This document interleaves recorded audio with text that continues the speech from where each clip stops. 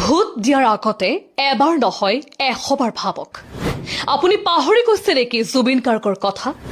যি মানুহজন অসমৰ হৃদয় যাৰ গানত কপে লাখ লাখ মন সেই জুবিন গাৰ্গৰ ন্যায়ৰ কথা আজি ক'ত গ'ল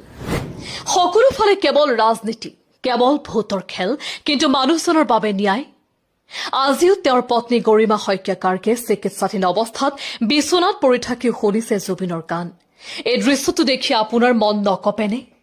19 ছেপ্টেম্বৰৰ সেই দিনটো যেতিয়া সমগ্ৰ অসমে কেৱল কান্দিছিল আজিও উত্তৰ নাই কি হৈছিল সঁচাকৈ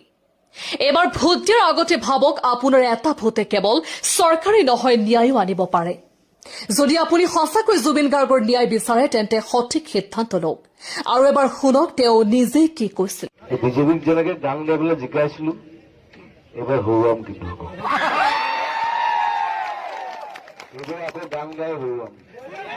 পলিটিক্স নকৰিবা বন্ধু আকৌ এবাৰ কলো জাতি মাটি ভেটি সেইবোৰ লেকচাৰ মাৰি লাভ নাই সেইবোৰ লেকচাৰ বহুত শুনিলো